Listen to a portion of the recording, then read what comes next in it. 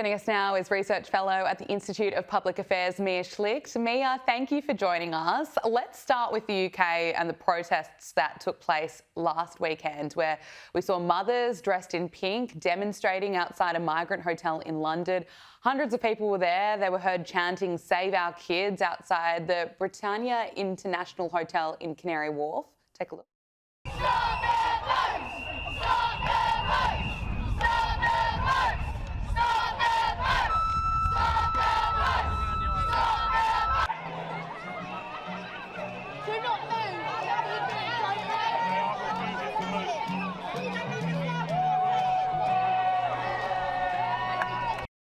So this was what it looked like before the protest was then hijacked by masked thugs who then set off flares and clashed with police. But this hotel is not cheap. A standard room reportedly costs as much as £425 a night.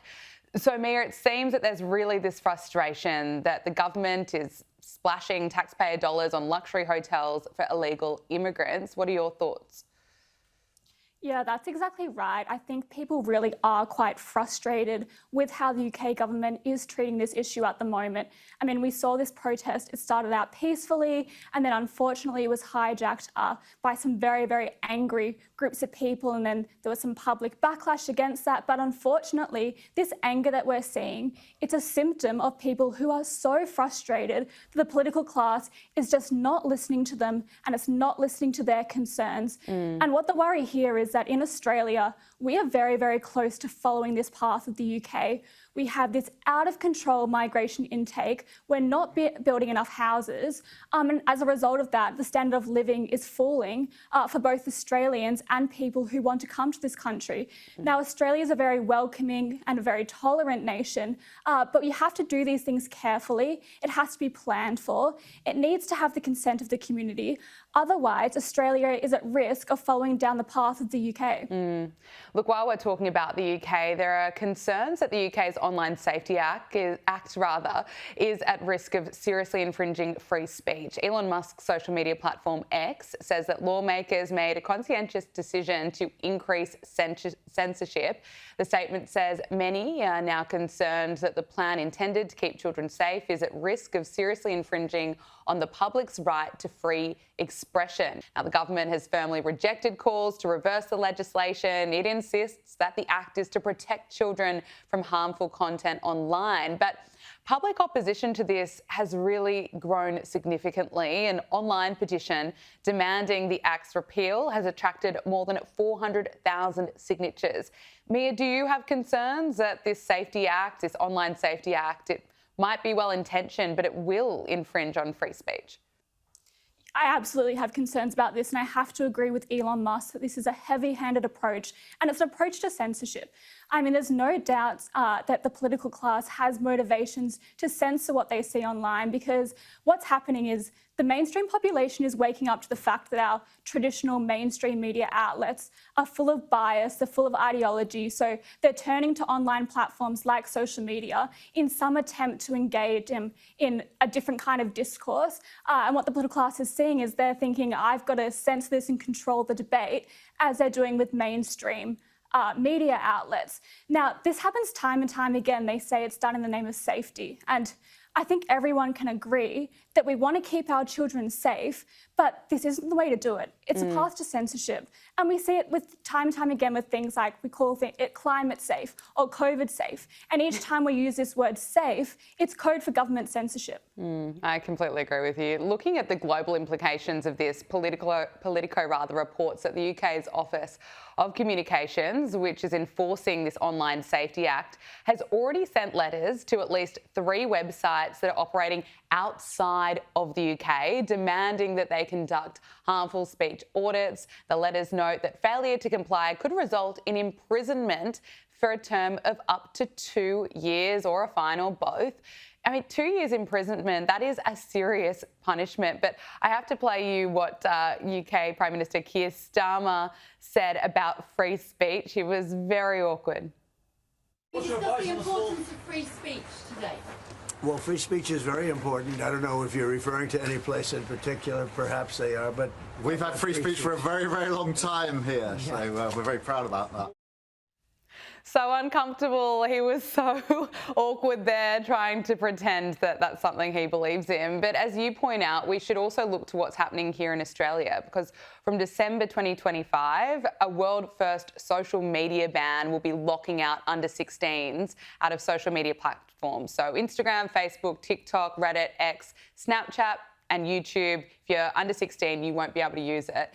The Albanese government claims that it's, of course, again, shielding kids from harmful content online. But again, there are these concerns around surveillance, and this could be a slippery slope to censorship.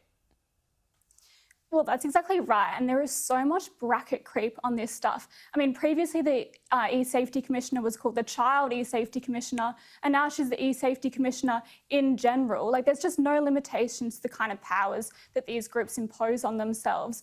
And as I said, it's bracket creep. It goes further and further down the line. Not to mention, there's actually no way of even enforcing these new laws. I mean, it's a Trojan horse for digital ID.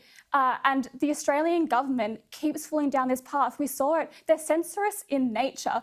We saw it with the misinformation bill last year that was thankfully rejected in the end, but they can't help themselves.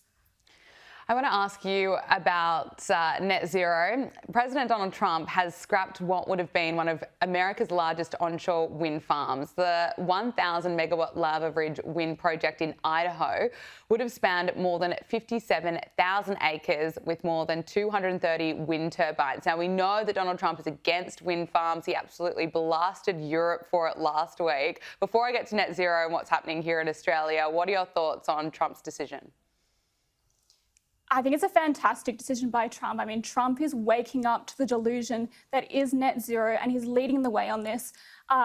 We're seeing it across even here in Australia. There are so many companies now who are withdrawing their agreements to set up particularly offshore wind farms because they're just not viable. I mean, if you have a look, just this week, there was the Orana Renewable Energy Zone in New South Wales. Now, that was originally projected to cost about $650 million. That blew out to 8 times the cost of $5.5 billion. And those added costs were expected to flow on to consumers. They admitted that. These renewables, they just do not stack up. They don't stack up when it comes to the economics of it or even upholding our energy grid. And unfortunately, it is mainstream Australians and mainstream people all across the world who will get hit the hardest when they're the ones who are forced to pay for them. And you've spent a fair bit of time with farmers, with people that are being impacted by this push for renewables. Yeah, that's right. That's been a really big part of our research here at the IPA because there's an economic cost to these projects, but beyond that, there's also a social cost. And it's a cost that so many people just aren't aware of because for so long they've been told that the net zero agenda or committing to zero emissions is the right thing to do. And it doesn't matter the cost because it's the moral high ground. And if you reject net zero, you're some kind of climate denier and you're not doing the right thing.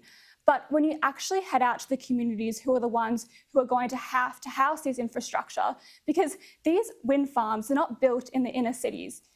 They're built out in our regional communities, and to connect these wind farms to the grid, you need hundreds of kilometres of transmission lines that cut through farming property. And these farmers, they don't consent to it. And the reaction of the government, instead of negotiating with them or coming up with a better agreement, has been this heavy-handed approach of compulsorily acquiring any land they need to proceed with the rollout.